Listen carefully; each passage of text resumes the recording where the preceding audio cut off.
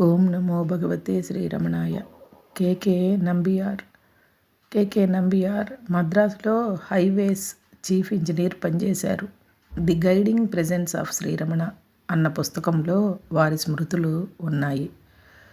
సేలంలో నేను ఇంజనీర్గా ఉండగా ఒక స్నేహితుడు నేను ఎవడను అన్న మలయాళ పుస్తకాన్ని ఇచ్చి వెళ్ళాడు. సజీవ మహర్షి గురించి ఆ పుస్తకంలో ప్రస్తావన ఉంది.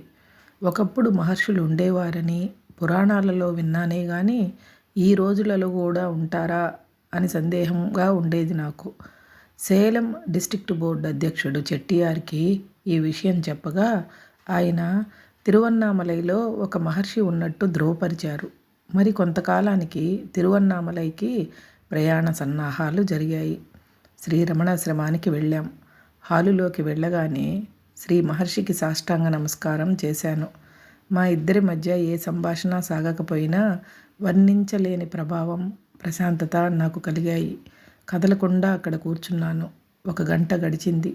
చెట్టియార్ లేచి వెళుతూ నాకు కూడా సైగ చేశాడు, బయలుదేరే వేళ అయిందని. మేము మహర్షి సెలవు తీసుకున్నాం. వారు తల పంకించారు. ఆశ్రమాన్ని విడిచేటప్పుడు ఏదో ఆధ్యాత్మిక అయస్కాంతం నన్ను ఆ రూపం వహించిన దైవత్వం వైపు ఆకర్షిస్తున్నట్లు అనిపించింది. అప్పటి నా అనుభూతి కాళిదాస మహాకవి వర్ణించినట్లుంది. దేహం ముందుకు సాగుతున్న స్థిమితం లేని మనస్సు వెనక్కి పరిగెడుతోంది. గాలివాటుకు ఎదురుగా కేతనం వలె. వారి సన్నిధిలో ఇంకా తరచూ ఉండగలగాలని ఎంతో గాఢంగా ప్రార్థించాను. నా ప్రార్థనను ఈశ్వరుడు ఆలకించి నార్త్ ఆర్కాట్ జిల్లా ఇంజనీరుగా తిరువన్నామలై కేంద్రంగా బదిలీ చేయించాడు. ఆశ్రమానికి వెళ్ళినప్పుడు ఒకసారి భిక్షకై ఆశ్రమం వారికి కొంత పైకమిచ్చాను. అంటే ఆశ్రమవాసులందరికీ, సందర్శకులందరికీ కలిపి విందు చేయించటం. ఆ విందులో మహర్షి కూడా పాల్గొనటమూను. భోజనశాలలో శ్రీ భగవానికి ఎదురుగా కూర్చునే అవకాశం నాకు కలిగింది. నన్ను చూచి ఎంతో దయతో వారు మందహాసం చేశారు. శ్రీ భగవాన్కి అంత దగ్గరగా కూర్చొని వారితో పాటు విందారగించినప్పుడు నాకు కలిగిన సంతోషాతిరేకం ఈనాటికి జ్ఞాపకం ఉంది. నా జీవితంలో పరమానందభరితమైన విందు అది. ఉదయభానుని రాకతో మాయమలే మంచువలే సజీవమైన మహర్షి ఉండగలరా అన్న నా సందేహం మాయమైపోయింది. నా పని గురించి, నా తీరిక వేళల్లోని వ్యాపకాల గురించి నా వైఖరిలో పరివర్తన రాసాగింది. ఇక ఎప్పుడూ ఏ జంతువును చంపనని నిర్ణయించుకొని వేటకి వెళ్ళడం విరమించుకున్నాను. హోగినేకల్ అడవులలో ఒక లేడీని నేను చంపి రహదారి బంగళాకు తీసుకువచ్చినప్పుడు ఈ ఆకస్మిక మార్పు కలిగింది. పక్క గదిలోనే బస చేస్తున్న ఒక స్వామీజీ గద్గద స్వరంతో నాతో, ఆ లేడీ కళ్ళని చూడండి, ఎంత దయనీయంగా ఉన్నాయో, అమాయకపు జీవులను అట్లా చంపవద్దని అన్నారు. అట్లా ఆయన కలగజేసుకుని మాట్లాడడం సాక్షాత్తు శ్రీ భగవాన్ మాట్లాడినట్టే అనిపించింది. 1936 నుండి అప్పుడప్పుడు శ్రీ భగవాన్తో సంభాషించే చొరవ కలిగింది. నేను వారికి మొదట్లోనే విన్నవించుకున్న విషయమది. వారిని నేను శరణుజొచ్చానని, వారే నాకు రక్ష అనిను.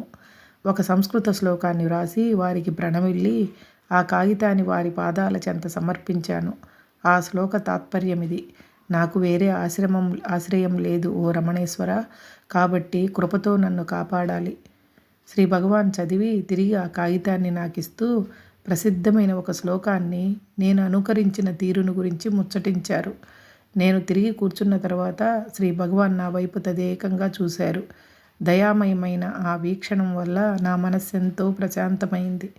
భక్తులకు ఉపశమనం కలిగిస్తూ, వాళ్ళ సందేహాలని నివృత్తి చేస్తూ, వాళ్ళకి బోధన చేస్తూ, వాళ్ళు ఆత్మసాక్షాత్కారం అనే గమ్యం చేరడానికి సహాయపడుతూ ఏదో విధంగా కానరాకుండా ప్రవర్తించేవారు శ్రీ భగవాన్.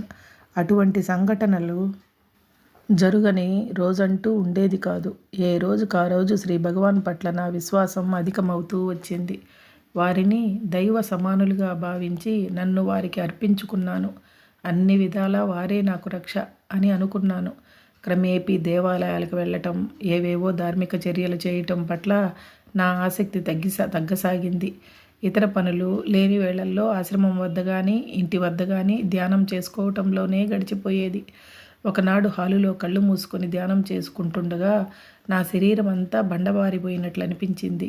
నా అస్థిపంజరాన్ని ఎక్స్రేల వలె చూశాను కూడా. ఈ విషయం శ్రీ భగవాన్కి చెప్పగా వారు నేను ఇటువంటి విషయాలను పట్టించుకోకూడదని, ఇంకా తీవ్రంగా ధ్యానం కొనసాగించాలని సెలవిచ్చారు. ఒకసారి ఆశ్రమానికి వెళ్ళినప్పుడు గ్రాంట్ డఫ్తో నన్ను కూడా ఉండమన్నారు. ఆయన మద్రాసు రాష్ట్ర మాజీ గవర్నర్కు బంధువు, వేదాంతి, ఉన్నత దౌత్యాధికారి. నేను గవర్నమెంట్ ఇంజనీరుగా పనిచేస్తున్నానని పరిచయం చేసుకోగానే శ్రీ భగవాన్ సామీప్యంలో ఉండగలిగే అవకాశం కలిగినందుకు నన్ను అభినందించారు. భారత భూమిలో ఈ ప్రాంతపు వారు, ఈ శతాబ్దంలో పుట్టినవారు శ్రీ భగవాన్ సన్నిధికి రాగలగడం మహద్భాగ్యం. తానెన్నో మతాల గురించి అధ్యయనం చేసిన మీదట ఆధునిక వైజ్ఞానిక యుగంలో శ్రీ భగవాన్ తత్వం ఒక్కటే ఎట్టి పరీక్షకైనా నిలవగలదు అన్నారు. ఇంటర్నేషనల్ ఫిలాసఫికల్ కాంగ్రెస్లో ఈ విషయాన్నే ప్రస్తావించనున్నట్టు చెప్పారు. ఒకనాడు కొందరు భక్తులు సాధకునిపై సిద్ధుల ప్రభావం గురించి చర్చిస్తున్నారు. నేను శ్రీ భగవాన్ని ఈ రోజులలో ప్రజలకి లౌకిక దృక్పథం పెరిగి శాస్త్ర పరిజ్ఞానానికి సరిపోని ఏ విషయాన్ని నమ్మలేకపోతున్నారు. సిద్ధులను ఎవరైనా ప్రదర్శిస్తే వాటిని చూచి ఆధ్యాత్మిక మార్గం వైపు మొగ్గే నాస్తికులు ఎందరో ఉన్నారు. యేసుక్రీస్తు చేసిన మహాద్భుత కార్యాలే క్రైస్తవ మతానికి ఆయువు పట్టు. అటువంటప్పుడు ఆధునిక యోగులు కూడా మానవాళిని ఉద్ధరించడానికి మహాద్భుతాలు చేయరాదా అని అడిగాను. శ్రీ భగవాన్ నన్ను తిరిగి ఇట్లా ప్రశ్నించారు. ఈ ప్రాచీన యోగులు ఆయా మహాద్భుతాలు చేస్తున్నప్పుడు వాటిని తాము చేస్తున్నట్టు భావించారా? సిద్ధులను ప్రదర్శించడం పట్ల శ్రీ భగవాన్ విముఖులు. భక్తులను కూడా సిద్ధుల కోసం పాకులాడవద్దని, సిద్ధులను ప్రదర్శింపవలదని హెచ్చరించేవారు. అవి వారి లక్ష్యమైన ఆత్మసాక్షాత్కారానికి ఏ విధంగానూ దోహద చేయవని చెప్పేవారు. అయినా కూడా ఏవేవో మహాద్భుత కార్యాలు ఆశ్రమంలో కానీ బయట కానీ జరుగుతూ ఉండేవి. వీటి విషయం వారికి చెప్పినప్పుడల్లా అవన్నీ అసంకల్పిత దైవ కార్యాలు అనేవారు. నాకు కూడా ఒక మహాద్భుత అనుభవం అయింది. అది ఇది. 1944లో కుటుంబ సమేతంగా శ్రీ భగవాన్ దర్శనానికని తిరువన్నామలై వెళ్ళాను.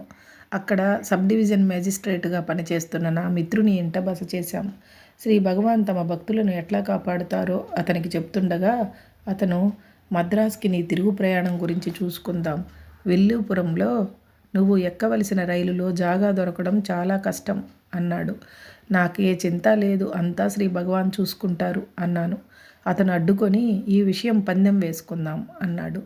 మా తిరుగు ప్రయాణంలో విల్లీపురం స్టేషన్లో దిగి మద్రాసుకు వెళ్లే రైలు కోసం వేచి ఉన్నాం. పై తరగతి కంపార్ట్మెంట్లన్నీ చూచాను. మాకు 5 బెర్తులు కావాల్సి ఉన్నాయి, కానీ 2 దొరికాయి. ఆలోచిస్తూ ప్లాట్ఫామ్ చివరి వరకు నడిచాను. అక్కడ అన్ని తలుపులు వేసి ఉన్న ఒక బోగీ చూశాను.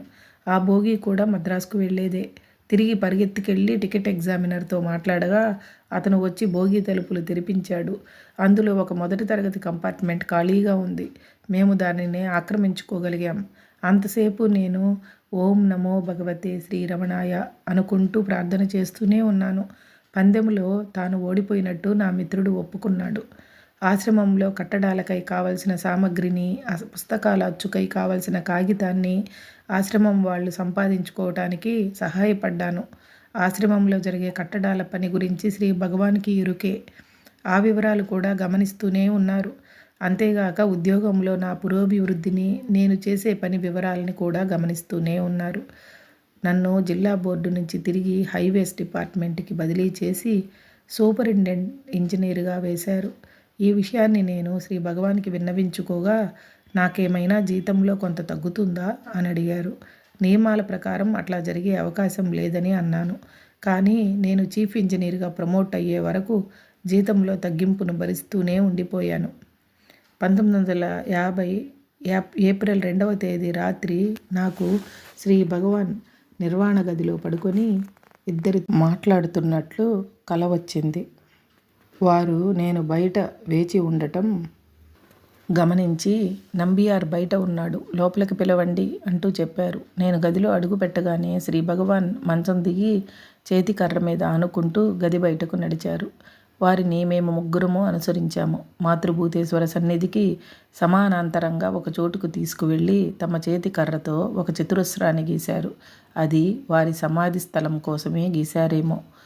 ఏప్రిల్ 14వ తేదీన శ్రీ భగవాన్ మహానిర్వాణం తర్వాత సర్వాధికారితో సహా ఎందరో శ్రీ భగవాన్ సమాధి మాతృదేవి సన్నిధికి అనుబంధంగా ఉండటాన్ని నిరాకరించారు. శ్రీ భగవాన్కి అంతకన్నా పెద్ద సమాధి ఉండాలని వారి వాదం. సర్వాధికారి నాతో మీ కలలని మనోదృశ్యాలని మీలోనే దాచుకోండి అన్నారు. ఎంతోసేపు వాగ్వివాదాల తరువాత ఎంతో ఒత్తిడి మీదనే గాని ఆయన పట్టు విడవలేదు. శ్రీ భగవాన్ దేహదారులై ఉన్న రోజులలో చేరగిలబడి పడుకొని తలని చేతికి ఆంచి కళ్ళు మూసుకు కూర్చోవటం భక్తులు గమనించే ఉంటారు. ముఖ్యంగా వేదపారాయణం జరిగేటప్పుడు భక్తులు వారి వైపే తదేకంగా చూస్తుండేవారు.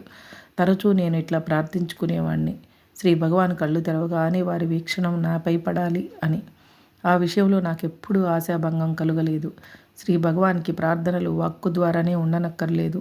వారు తమ భక్తుల అంతరంగిక ప్రార్థనలను కూడా తెలుసుకునేవారు, వాటికి సమాధానాలు కూడా ఇచ్చేవారు. అంతేకాదు, శ్రీ భగవాన్ పాదాల చెంత కళ్ళు మూసుకొని వారి మూర్తినే ధ్యానిస్తూ కూర్చునేవాణ్ణి. తరచూ నేను కళ్ళు తెరిచేటప్పటికి వారి వీక్షణం నా పైన ఉన్నట్టు గమనించేవాణ్ణి. నా స్మృతి పదంలో స్పష్టంగా నిలిచిపోయిన ఆ అనుభవాలను జ్ఞాపకం చేసుకోవడం ఈనాటికి ఎంతో సంతృప్తిదాయకం. శ్రీ భగవాన్ భౌతిక లేమి నాకు కొరతగా లేదు. వారు నాకెల్లప్పుడూ స్వప్నాల ద్వారా కానీ, స్వప్న దర్శనం ద్వారా కానీ, ఇతరత్రా కానీ దారి చూపుతూనే ఉన్నారు. హరే రమణ.